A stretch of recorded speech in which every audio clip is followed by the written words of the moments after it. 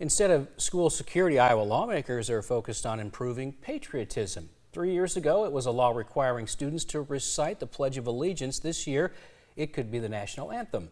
WHO 13's Zach Fisher joins us live from the State House to explain more on this latest piece of legislation in a much broader bill. Zach?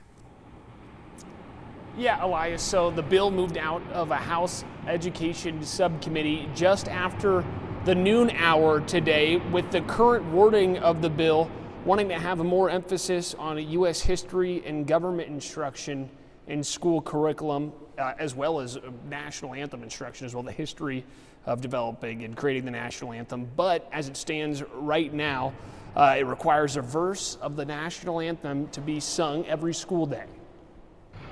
Oh, say, can you see by the dawn's early light? That is Democratic State Representative Sue Cahill asking everyone there to participate in singing the national anthem before her remarks during the subcommittee hearing. Now, she isn't worried about the curriculum proposals for the national anthem, but the mandating of singing, she's worried, may have the opposite effect.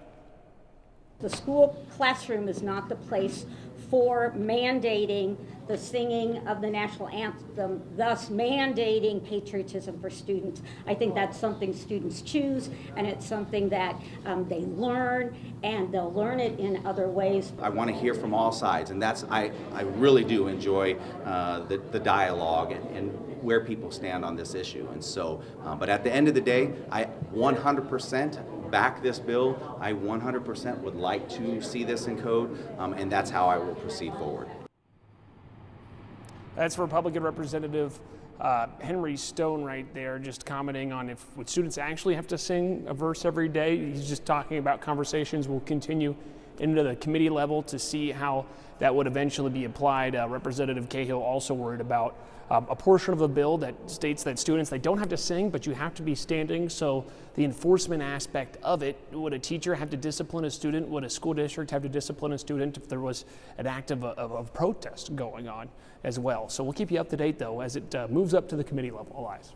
Zach Fisher live at the State House covering this session for us tonight. Thank you, Zach.